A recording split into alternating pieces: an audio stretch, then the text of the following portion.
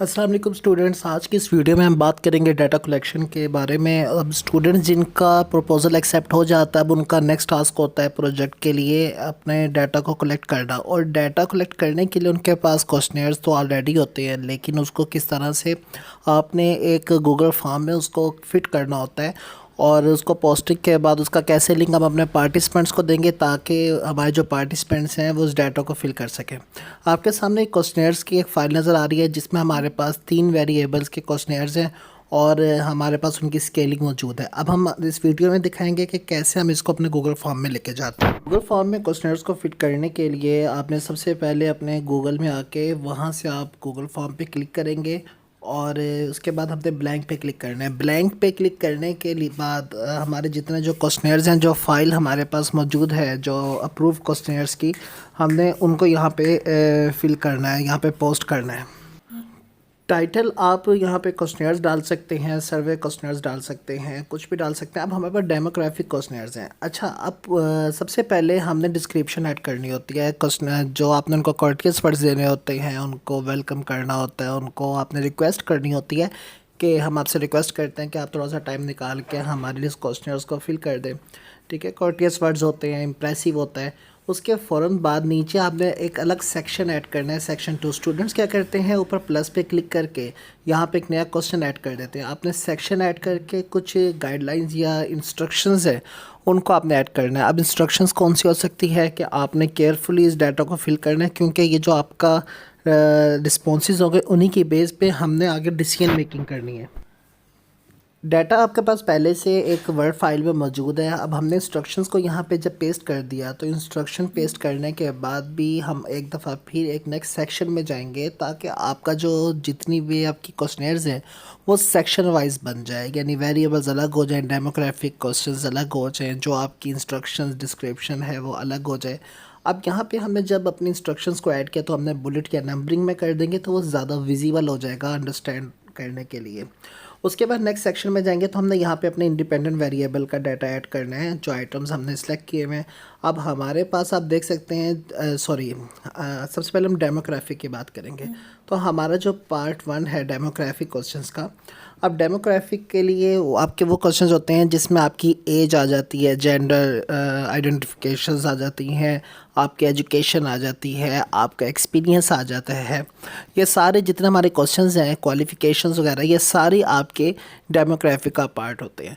अब हम one by one उन क्वेश्चंस को यहाँ पे किस तरह से लाते हैं, अब हम आपको इस वीडियो में दिखाते हैं। अब हमने यहाँ पे प्लस पे ऐड किया। अब यहाँ पे हम सेक्शन ऐड नहीं करेंगे, यहाँ पे हम क्वेश्चंस ऐड करने जा रहे हैं। हाँ, याद रखें हमारे जो क्वेश्चन है वो आपके 5 लिकर्ट स्केल पे होने चाहिए। अब 5 लिकर्ट स्केलिंग क्या है, जिसमें हमारा स्ट्रॉन्गली डिसएग्री, फिर डिसएग्री, फिर अनसर्टेन, एग्री, स्ट्रॉन्गली एग्री, यानी हमारी जो स्केलिंग है वो आपकी स्ट्रॉन्गली डिसएग्री से आपकी स्ट्रॉन्गली एग्री की तरफ जाती है। जब भी हम यहाँ पे डेमोग्राफिक में हमने जेंडर ऐड किया तो आपने यहाँ पे ऑप्शन दी है मेल है या फीमेल है। ठीक है, उसके नीचे आपको अलग से लिखने की ज़रूरत नहीं पड़ेगी। आप जब उसको डुप्लीकेट पे क्लिक करेंगे तो सेम क्वेश्चन नीचे आपका बन के आ जाएगा। तो आप उसको दोबारा से, सिर्फ आपने क्वेश्चन चेंज करना, ऑप्शन चेंज करनी है। आप दोबारा प्लस पे क्लिक करके भी आप उसको कर सकते हैं। अब यहाँ पे एज ग्रुप हमारे जो सिलेक्टेड थे वो तकरीबन 4 थे, 16 to 25, 16 to 20, 21 to 25, 26 to 30 and 30 to 35 तक हमारे जो है वो एज ग्रुप है। उसके बाद हम यहाँ पे अपना नेक्स्ट क्वेश्चन को ऐड करते हैं। अगेन हमने डुप्लीकेट पे क्लिक किया और एज के बाद अब हमारे यहाँ पे बारी आ जाती है एजुकेशन ऐड करने की। ठीक है, आप यहाँ पे क्वालिफ़िकेशन और इस तरह के जो अदर डेमोग्राफिक क्वेश्चनर्स हैं उनको भी ऐड कर सकते हैं, जो कि आपके स्टडी का पार्ट है। अब एजुकेशन में हमने जो यहाँ पे ऑप्शन डाली, आपके मैट्रिक है, आप इंटर है, बैचलर है, मास्टर्स है या पीएचडी है, तो ये सारे जितने पार्ट हैं ये आपकी स्टडी में ये क्वेश्चनर जो आप क्वेश्चनर्स फिल करवा रहे हैं, अपने रिस्पॉन्सेज आएंगे। इस बेस पे हमारे लिए हेल्पफुल होगा डाटा कि हम एनालाइज कर सकते हैं कि कौन सी कैटेगरी के जो हमारे एम्प्लॉइज़ हैं वो आपके मोटिवेटेड है या उनका क्या रिस्पॉन्स है। हम बाइफरकेट कर सकते हैं अपने तमाम रिस्पॉन्सेज को। अब नेक्स्ट सेक्शन में हम जाएंगे तो नेक्स्ट सेक्शन में हमारा जो पार्ट 2 होगा जिसमें हमारे इंडिपेंडेंट एंड डिपेंडेंट वेरिएबल्स का काम शुरू हो जाएगा। अब सबसे पहले हम अपने इंडिपेंडेंट वेरिएबल को देखते हैं। हमारी स्टडी में हमारे इंडिपेंडेंट वेरिएबल्स दो हैं और हमारा डिपेंडेंट वेरिएबल एक है। हमने यहाँ पे इंडिपेंडेंट वेरिएबल में जो सबसे पहले हमारा है कस्टमर जो इंफॉर्मेशन शेयरिंग सिस्टम है, ठीक है, या कस्टमर रिलेशनशिप मैनेजमेंट है या जॉब स्ट्रेस, कोई भी हो। हमारी स्टडी में कस्टमर रिलेशनशिप मैनेजमेंट है। अब ब्रैकेट में मैं लिख रहा हूँ independent variable. It's up to you कि आपने इंडिपेंडेंट वेरिएबल का नाम लिखना है या नहीं लिखना। आप जस्ट अपना जो वेरिएबल है उसका नाम भी लिख सकते हैं। अब बहुत सारे स्टूडेंट नीचे डिस्क्रिप्शन में क्या करते हैं, कस्टमर रिलेशनशिप मैनेजमेंट की डेफिनेशंस लिखना शुरू कर देते हैं। आपने अपने पार्टिसिपेंट्स को नहीं बताना कि कस्टमर रिलेशनशिप मैनेजमेंट क्या होता है। यहाँ आपने सिर्फ उनको इंडिकेशन देनी है कि आपकी जो स्टडी है वो 5 लिकर्ट स्केल पे है, कि आप स्ट्रॉन्गली डिसएग्री से स्ट्रॉन्गली एग्री तक आप कुछ भी उसमें ऑप्शन सेलेक्ट कर सकते हैं अपनी मर्ज़ी का। हमने यहाँ पे जब क्वेश्चन ऐड किया और सबसे पहले आप देखें नीचे सारे ऑटोमेटिकली आपके पास ऑप्शंस आ गई हैं। अब इसी तरह से हमने यहाँ पे डुप्लीकेट पे क्लिक करना है। आप इसको एडिट भी कर सकते हैं, आप इसका जो फ़ॉन्ट स्टाइल है वो भी चेंज कर सकते हैं, आप इसमें अपनी इमेजेस या जो आपके रिलेटेड इमेजेस हैं उनको भी ऐड कर सकते हैं। अब वन बाय वन हमने वहाँ से जो क्वेश्चन हैं उनको पिक करना है और हम यहाँ पे इनको वन बाय वन ला के पेस्ट करेंगे। हाँ, अब यहाँ पे देखिए, अगर मैं डुप्लीकेट पे क्लिक नहीं करता तो हर दफ़ा मुझे इन ऑप्शंस को दोबारा से ऐड करना पड़ेगा। अब डुप्लीकेट जब मैं क्लिक करता हूँ तो नीचे ऑप्शंस तो वही रहती हैं जो ऊपर क्वेश्चनेयर्स हैं, मुझे सिर्फ उनको अपडेट करना पड़ता है। अभी देखिए, मैं ये सिर्फ मिनट्स का काम है अगर समझ आ जाए। अब मैं तकरीबन हमारे 3 जो क्वेश्चनर्स हैं वो यहाँ पे ऐड हो चुके हैं, तो हमारे 2 क्वेश्चनर्स रह गए हैं। अब हम उनको यहाँ पे ऐड करते हैं। इसके बाद एंड पे मैं आपको इनका प्रीव्यू भी दिखाऊंगा।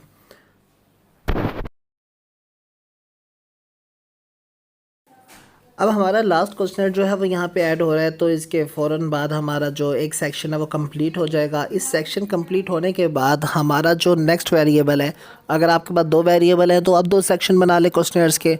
अब मेरे पास यहाँ पे बेसिक 3 वेरिएबल्स हैं, तो मैं 3 अपने चैप्टर या 3 सेक्शन में इसको कंप्लीट करूँगा ताकि ईजी टू अंडरस्टैंड हो जाए। अब यहाँ पे हमारा नेक्स्ट सेक्शन स्टार्ट हुआ और नेक्स्ट सेक्शन में हम अपने दूसरा जो वेरिएबल है हमारा वो इन्फॉर्मेशन शेयरिंग सिस्टम, जो हमारा पहला इंडिपेंडेंट वेरिएबल था कस्टमर रिलेशनशिप मैनेजमेंट, हमने उसका डाटा ऐड कर दिया, ठीक है। और यहाँ पे आपको रेफरेंस या स्केलिंग की ज़रूरत नहीं होती क्योंकि आप अपने एग्जामिनर से उनको चेक नहीं करवा रहे। आप एक सर्वे कंडक्ट कर रहे हो, पार्टिसिपेंट से आप एक रिक्वेस्ट कर रहे हो कि किस तरह से डाटा को कलेक्ट करना है। अब इस वेरिएबल के जितने क्वेश्चनर्स हैं वो भी आपके उसी फाइल में मौजूद है जो कि हमने अपने इंस्ट्रक्टर से अप्रूव करवाए हुए हैं। आप कभी भी खुद से अपने स्टेटमेंट नहीं बना सकते क्योंकि अगर आप खुद से कोई आइटम जनरेट करते हैं तो उसके लिए आपको 10 से 12 स्टैटिस्टिकली टेस्ट को बनाना पड़ता है, चेक करना पड़ता है अपने क्वेश्चनर्स को।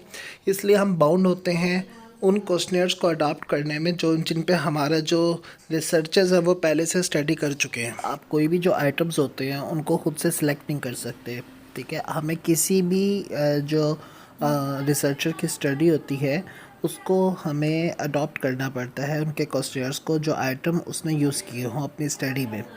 अब अगर कोई स्टूडेंट अडॉप्ट करता है, अडॉप्ट नहीं कह रहा, अडॉप्ट करता है यानी मॉडिफिकेशन करता है, तो जिस टाइम वो अपने आइटम्स या क्वेश्चनर्स को अपने एग्जामिनर को सबमिट करता है तो उसका एग्जामिनर ये राइट रखता है कि वो उससे ये क्वेश्चन कर सके कि आपने जो इस क्वेश्चनर्स को मॉडिफाई किया है, अडैप्ट किया है, तो इसके ऊपर जो स्टैटिस्टिकली टेक्स्ट होते हैं वो शो करें। तो वो तो डेफिनेटली आपने नहीं किए होंगे, तो इसलिए बेटर है कि हमेशा उन क्वेश्चनर्स को यूज़ करें जो कि आपके रिसर्चर्स ने पहले ही किसी स्टडी में उनके ऊपर वर्क किया हुआ है और एक रिसर्च स्टडी कंडक्ट की हुई है। अब हम जो हमारी MS वर्ड की फ़ाइल थी जिसमें हमारे सारे क्वेश्चन अरेंज हुए हुए थे पहले से, हम स्टेप बाय स्टेप उसको वन बाय वन यहाँ पे लेके आ रहे हैं। अब मैंने अपने पहले वेरिएबल के क्वेश्चनर्स को ऐड किया, तो अब हम यहाँ पे अपने सेकंड वेरिएबल के क्वेश्चनर्स को ऐड कर रहे हैं। तो उसके फ़ौरन बाद जब हमारे 2 वेरिएबल्स हो जाते हैं तो हमने एक तीसरा सेक्शन ऐड करना है क्योंकि हमारा जो अलग से वेरिएबल आएगा जो थर्ड वेरिएबल है, तो हमने उसके अबाउट यहाँ पे अपने आइटम्स को ऐड करना है जो कि हमारा ऑर्गेनाइजेशनल परफॉर्मेंस के आइटम्स होंगे। तो हमने सेक्शंस अच्छा, अब ये कैसे शो कैसे होगा इसका प्रीव्यू, वो मैं आपको ये सारा कंप्लीट करने के बाद दिखाता हूँ। हमारे इस सेक्शन में जब हमने अपना थर्ड वेरिएबल को ऐड कर रहे हैं तो अगेन हमने जो अलग से सेक्शन क्रिएट किया है जो कि हमें एक अलग पेज पे बाद में शो होगा जिसको मैं आपको दिखाऊंगा अभी। और सेम वही जो डिस्क्रिप्शन थी जो लिकर्ट स्केल की, जिनको हमने ऊपर strongly disagree, agree, strongly agree, वो सारा हमने पॉइंट आउट कर दिया था और इंडिकेशन दी थी अपने पार्टिसिपेंट्स को कि वो कोई भी उसमें से अपनी मर्ज़ी से टिक कर सकते हैं। इसकी एक्स्ट्रा स्पेसिंग और जो अलाइनमेंट है वो अगर हम साथ के साथ करते रहेंगे तो हमें बाद में ज़्यादा इशू नहीं आएगा इसकी सारी सेटिंग करने में। तकरीबन अभी देखें हमें 10 मिनट हो गए हैं। 10 मिनट में हमने अपने 3 वेरिएबल्स के क्वेश्चनर्स को हम यहाँ पे ऐड कर चुके हैं।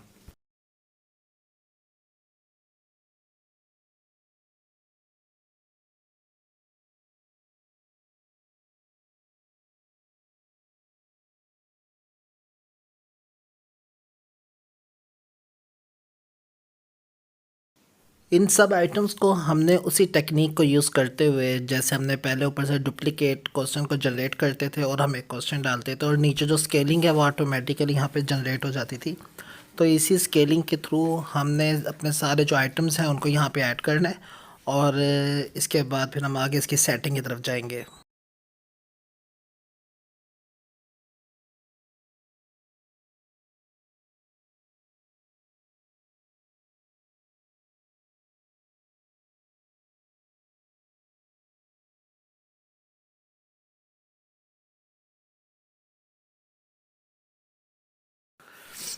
क्वेश्चनर्स के बाद उसकी जो सेटिंग है वो सबसे ज़्यादा इम्पोर्टेंट है, जिसमें हम ये देखते हैं कि हमारे जो पार्टिसिपेंट्स हैं वो इसको किस तरह से फ़िल करेंगे। अब ये देखें, ये सारे क्वेश्चनर जो है हमने फ़िल कर लिए, ये सॉरी फ़िल कह रहा हूँ, हमने क्वेश्चंस को हमने गूगल फॉर्म में ऐड कर लिया और इसके साथ ऊपर आपको शो हो रहा होगा रिस्पॉन्सेज। ठीक है, वो रिस्पॉन्सेज का जो ऑप्शन है वो बेसिकली ये होता है कि हमारे जितने पार्टिसिपेंट्स रिस्पोंडेंट्स के जो रिप्लाईज़ होंगे वो यहाँ पे होंगे। जैसे यहाँ पे लिखा हुआ है वेटिंग फॉर रिस्पॉन्सेज, क्योंकि अभी तक किसी ने किया नहीं। इसकी यहाँ से हम सेटिंग करेंगे, जैसे कि जो क्विज़ है ये मार्केबल तो नहीं है कि यानी आप कोई टेस्ट तो नहीं ले रहे जिसमें हमने मार्क्स करना है। और दूसरी चीज़ ये हम इसमें डिसाइड करते हैं कि जो हमारे पार्टिसिपेंट्स होंगे उनको हमारे आंसर्स की कॉपी जाएगी या नहीं जाएगी। तो यहाँ से आपने डो नॉट आपने सेलेक्ट करना है, क्योंकि ये क्वेश्चनर्स का जो रिज़ल्ट है वो आपके लिए होता है और हमने इसी की बेस पे अपना एनालिसिस करना होता है और इसकी कॉपी हम नहीं चाहेंगे कि उनके पास जाए। तो ये सारी सेटिंग करने के बाद आप ऊपर देखें सेंड की ऑप्शन आ रही है। जब हम सेंड पे क्लिक करते हैं और उसके बाद वहाँ पे आपने सेटिंग करनी होती है। सेटिंग क्या, जो आपका रिस्पोंडेंट का ईमेल आईडी है आप उस ईमेल आईडी पे इसको सेंड कर सकते हैं।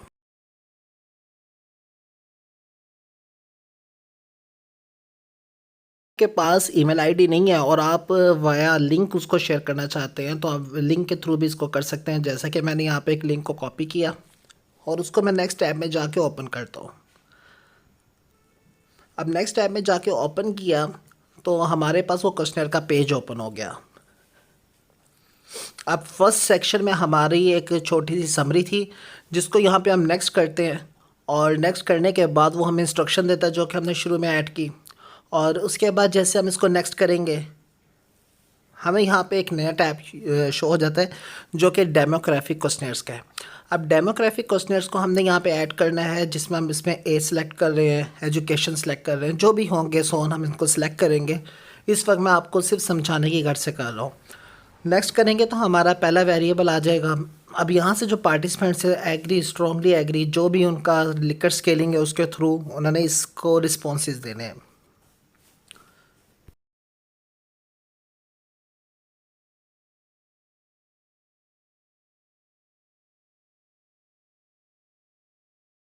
इसी तरह से हमारे नेक्स्ट वेरिएबल पे जाके जो पार्टिसिपेंट होगा वो आपको रिस्पॉन्सेज देगा। जैसा कि हम यहाँ पे बिना पढ़े एक रैंडमली टिक कर रहे हैं ताकि पर्पस सिर्फ क्या है आपको गाइड करना।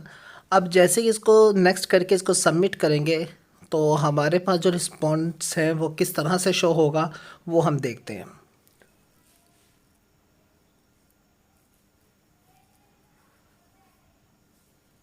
चलिए जी, ये सबमिट हो गया और देखें साथ ही जैसे हम बैक पे जाएंगे, बैक पे जाने के बाद यहाँ पे एक ऑप्शन है रिस्पॉन्सेज का जो मैंने आपको पहले दिखाया है, उस वहाँ पे हमें एक रिस्पॉन्स शो हो गया। ये देखें, अब यहाँ पे हमारे पास एक रिस्पॉन्स है। अगर ज़्यादा रिस्पॉन्सेज होंगे तो हमारे पास यहाँ पे इनकी डिटेल शो हो जाएगी। और अब हमारी जो नेक्स्ट वीडियो होगी वो किस सेशन पे होगी कि हमारे पास जो डाटा कलेक्ट होता है हम उनको SPSS में किस तरह से ऐड करते हैं। वीडियो में कोई प्रॉब्लम हो तो कमेंट कीजिएगा।